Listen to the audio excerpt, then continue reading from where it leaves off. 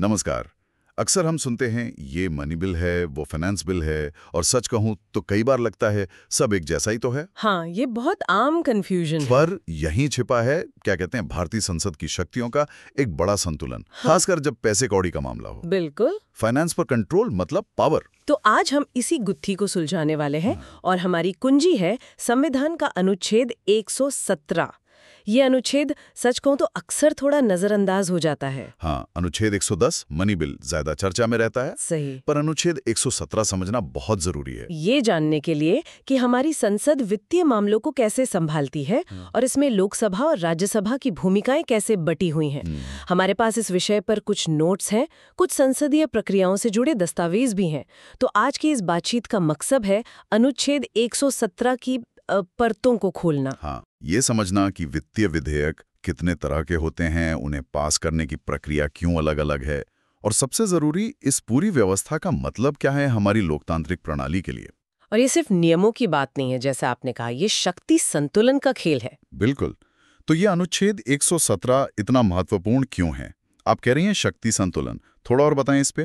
देखिए, अनुच्छेद 117 सिर्फ एक नंबर नहीं है, ये संविधान की उस गहरी सोच को दिखाता है जो वित्तीय मामलों में जवाबदेही और नियंत्रण के बीच एक बहुत महीन रेखा खींचती है। महीन रेखा, अच्छा। हाँ, ये तय करता है कि जनता का पैसा कैसे खर्च होगा, इस पर आखिरी मोहर किसकी होगी और कहाँ पर बहस और जांच की गुंजाइश ज्यादा होगी, कहाँ कम। ठीक है। और ये इसलिए भी जरूरी है क्योंकि ये सीधे तौर पर संसद के दोनों सदनों, लोकसभा जो सीधे जनता की नुमाइंदगी करती है और राज्यसभा जो राज्यों का प्रतिनिधित्व करती है, उनके आपसी रिश्ते और ताकत को परिभाषित करता है। समझ गया। तो चलिए, इस शक्ति संतुलन के खेल को समझने के लिए अनुच्छेद 117 को थोड़ा और करीब से देखते हैं। ये अनुच्छेद वित्तीय विधेयकों यानी फाइनेंशियल बिल्स के बारे में है। हाँ। पर ये धन विधेयक या मनी बिल से कैसे अलग हैं, जो अनुच्छेद 110 में आता है? यहीं से अक्सर कंफ्यूजन शुरू होता है ना। हाँ, बिल्कुल, ये कंफ्यूजन बहुत आम है। देखिए, अनुच्छेद 117 खास तौर पर वित्तीय विधेयकों, फाइनेंशियल बिल्स की बात करता है, और यहीं पर एक दिलचस्प मोड़ आता है।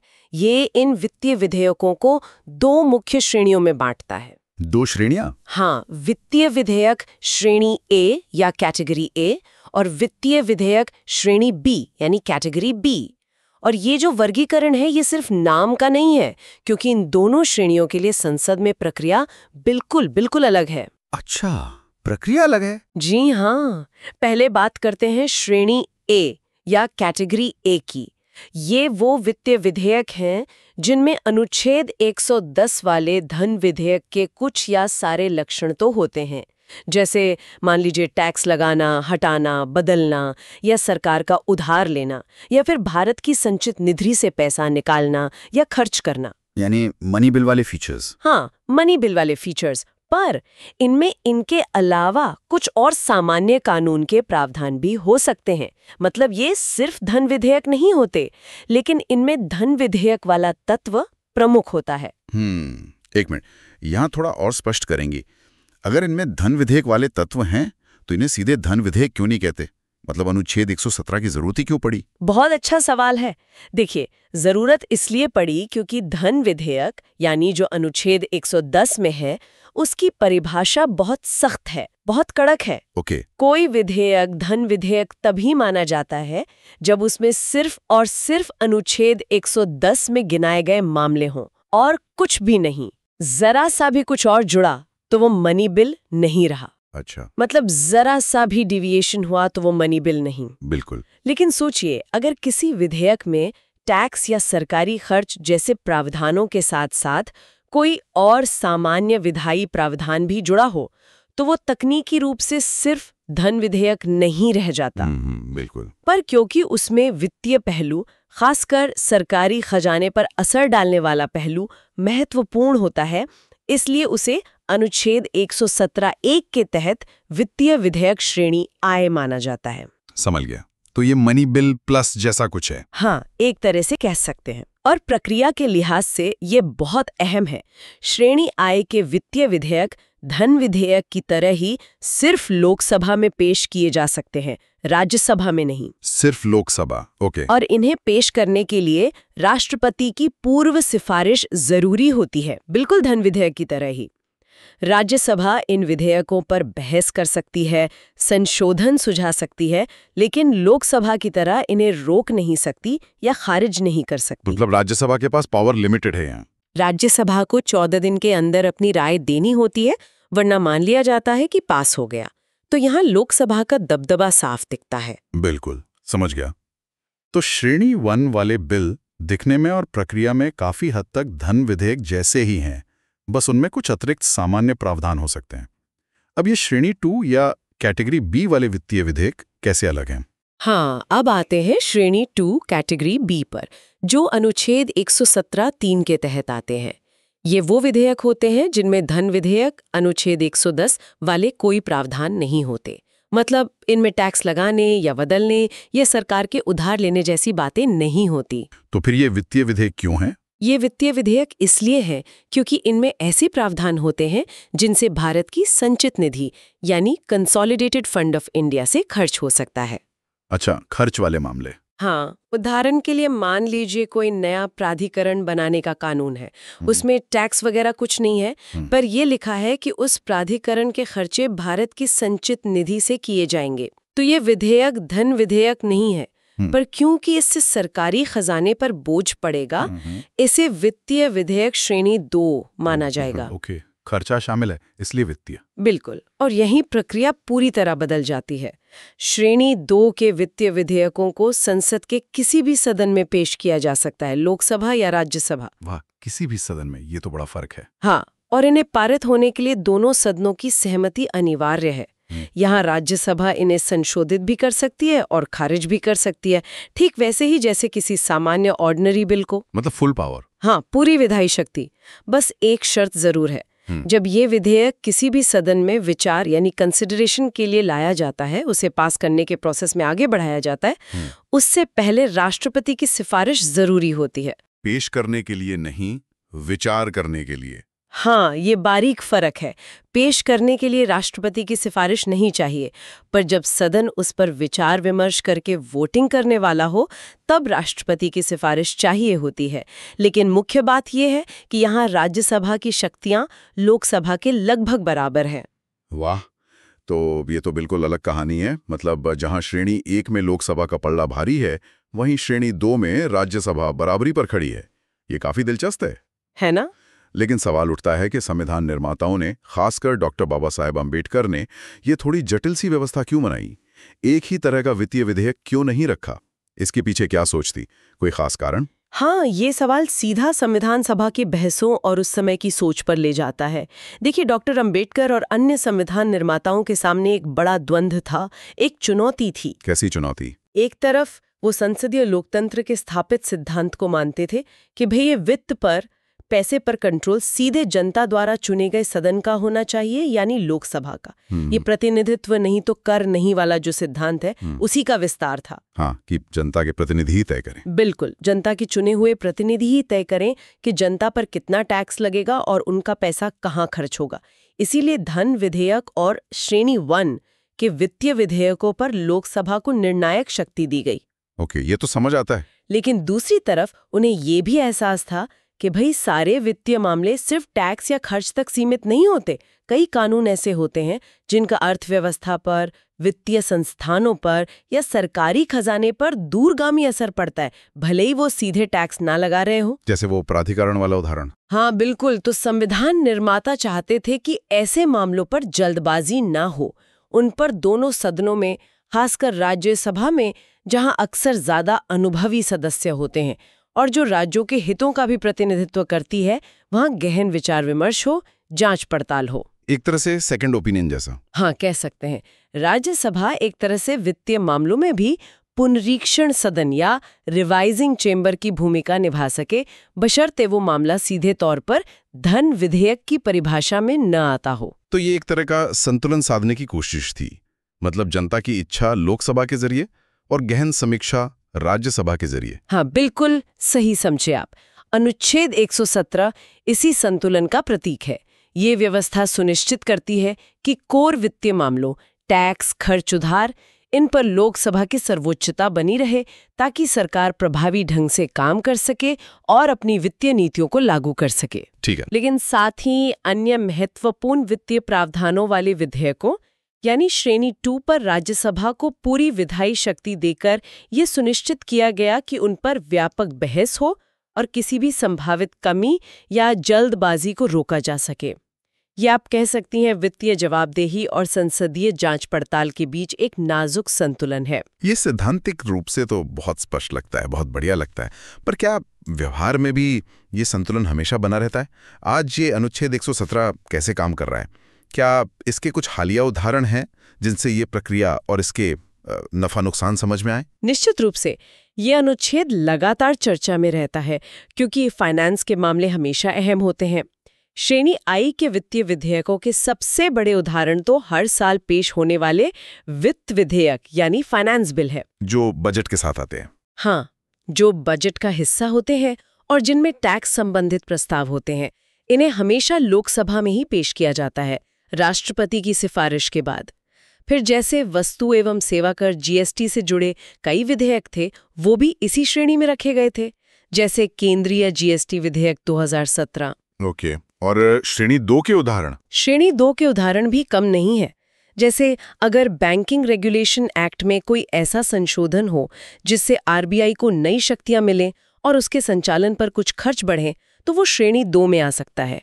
या जैसे बीमा क्षेत्र में एफडीआई की सीमा बढ़ाने वाला बीमा संशोधन विधेयक 2021, उसे दोनों सदनों से पारित कराना पड़ा था। हाँ, याद है मुझे, काफी बहस हुई थी उस पे। बिल्कुल। आरबीआई संशोधन विधेयक 2021 भी ऐसा ही एक उदाहरण था। इन मामलों में राज्यसभा की भूमिका अहम रही, उन्होंने संशोधन भी सुझाए थे। लेकिन यहीं पर असली पेच फंसता होगा ना? हाँ, ये तय करना कि कोई विधेयक श्रेणी 1 का है या श्रेणी 2 का, या कहीं वो धन विधेयक ही तो नहीं। ये वर्गीकरण कौन करता है और क्या इस पर कभी विवाद हुआ है? मुझे लगता है जरूर हुआ होगा। बिल्कुल। और यहीं पर ये मुद्दा सबसे ज्यादा राजनीतिक और विवादास्पद हो जाता है।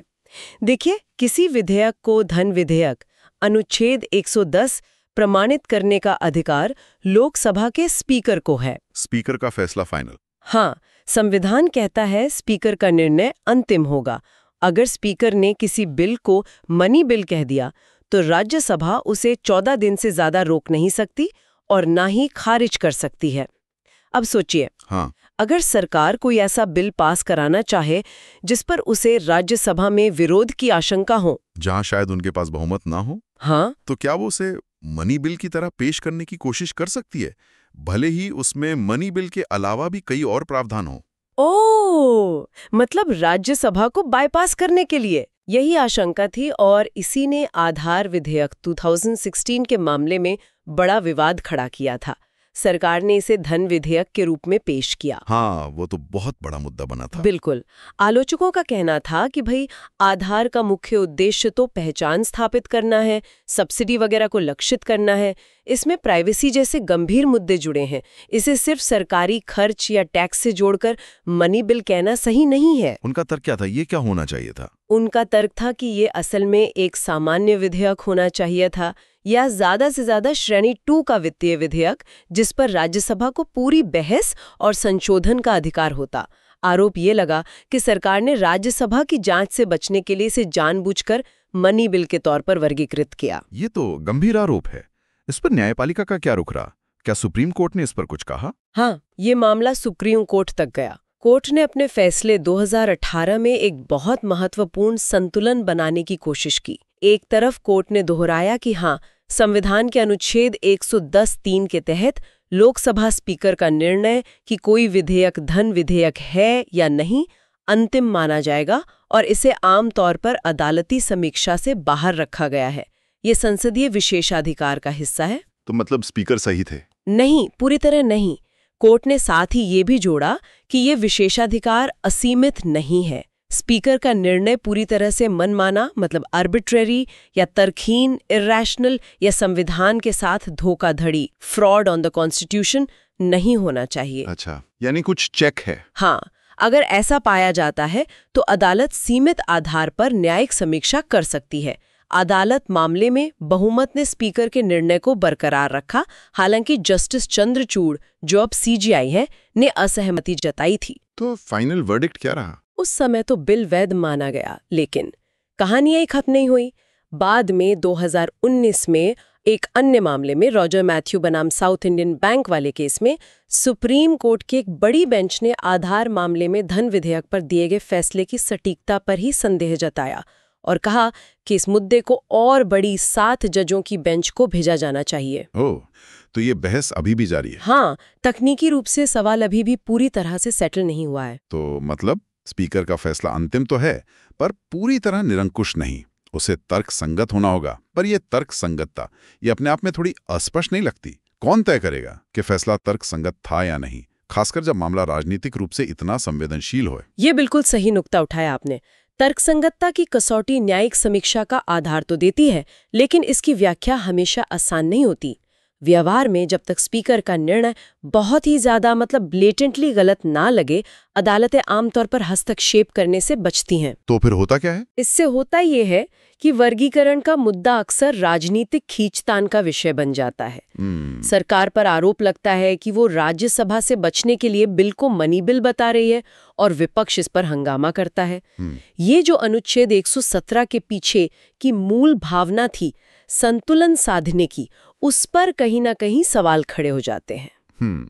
तो अगर हम इस पूरी चर्चा का सार निकालें तो अनुच्छेद 117 वित्तीय विधेयकों को 2 श्रेणियों में बांटता है। हाँ। श्रेणी आय वाले लगभग मनी बिल जैसे हैं, लोकसभा में पेश होते हैं और उसी का दबदबा रहता है। सही।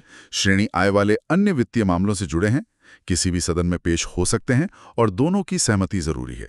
राज्यसभा की भी पूरी भूमिका है। बिल्कुल। और इसके पीछे संविधान निर्माताओं की सोच थी कोर फाइनेंस पर लोकसभा का नियंत्रण और अन्य वित्तीय मामलों पर दोनों सदनों की जांच। एक संतुलन। व्यवस्था दिखाती है कि हमारा संविधान कितना सूक्ष्म और कितना बैलेंस्ड है। ये सिर्फ नियमों का पुलिंदा नहीं, बल्कि अलग अलग लोकतांत्रिक सिद्धांतों जैसे बहुमत का शासन, अल्पमत की सुनवाई, संघीय संतुलन और विशेषज्ञ समीक्षा, इन सब के बीच तालमेल बिठाने की एक कोशिश है। अनुच्छेद 117 इसी तालमेल का एक बहुत अहम हिस्सा है। ठीक है। लेकिन जैसा हमने देखा, व्यवहार में ये संतुलन नाजुक हो सकता है। आधार जैसे मामले दिखाते हैं कि नियमों की व्याख्या और उनका उपयोग कैसे राजनीतिक माहौल से प्रभावित हो सकता है, और ये हमें सोचने पर मजबूर करता है कि क्या मौजूदा प्रक्रियाएं और जांच के तरीके, जैसे स्पीकर का निर्णय और न्यायिक समीक्षा की सीमित गुंजाइश, क्या ये इस संतुलन को बनाए रखने के लिए हमेशा पर्याप्त है? बिल्कुल। तो हमने आज अनुच्छेद 117 के जरिए भारतीय संसद की वित्तीय शक्तियों के बंटवारे को समझने की कोशिश की। हमने 2 तरह के वित्तीय विधेयक देखे, उनके पारित होने की अलग प्रक्रियाएं जानी, डॉक्टर अंबेडकर के पीछे के तर्क को समझा और आधार जैसे हालिया विवादों के जरिए इसकी जटिलताओं को भी छुआ। ये स्पष्ट है कि ये सिर्फ एक तकनीकी नियम नहीं, बल्कि हमारी संसदीय प्रणाली के शक्ति संतुलन का एक महत्वपूर्ण पहलू है। और यहीं से एक विचारणीय प्रश्न उभरता है जो हमारी चर्चा से ही निकलता है और शायद श्रोताओं के सोचने के लिए भी। ये देखते हुए कि विधेयकों के वर्गीकरण में खासकर धन विधेयक और वित्तीय विधेयक श्रेणी आय के बीच की रेखा कई बार धुंधली हो सकती है और स्पीकर के निर्णय पर विवाद की गुंजाइश बनी रहती है। हाँ। भले ही न्यायिक समीक्षा सीमित हो, तो सवाल यह है कि क्या वर्तमान प्रणाली वास्तव में वित्तीय जवाबदेही सुनिश्चित कर पाती है, खासकर उस स्थिति में जब लोकसभा में किसी एक पार्टी का भारी बहुमत हो और राज्यसभा में शायद विपक्ष ज्यादा मजबूत हो? क्या ये व्यवस्था हमेशा उस संतुलन को साध पाती है जिसका सपना संविधान निर्माताओं ने देखा था, या इसमें किसी तरह के सुधार की गुंजाइश है? ये वाकई गहरा सवाल है और शायद इसका कोई आसान जवाब भी नहीं है, पर इस पर सोचना जरूरी है। अनुच्छेद 117 और इससे जुड़े विवादों को समझना हमें भारतीय लोकतंत्र की कार्यप्रणाली को बेहतर ढंग से समझने में निश्चित रूप से मदद करता है। बिल्कुल। उम्मीद है आज की इस बातचीत से वित्तीय विधेयकों को लेकर जो भ्रम था वो कुछ कम हुआ होगा और श्रोताओं को कुछ नई जानकारी मिली होगी। उम्मीद तो यही है। मुमकिन है भविष्य में हम संसद की कार्यप्रणाली से जुड़े अन्य अनुच्छेदों जैसे अनुच्छेद 118 जो प्रक्रिया के नियमों से जुड़ा है उस पर भी बात करें। लेकिन आज के लिए इतना ही। इस दिलचस्प बातचीत के लिए बहुत बहुत धन्यवाद। धन्यवाद।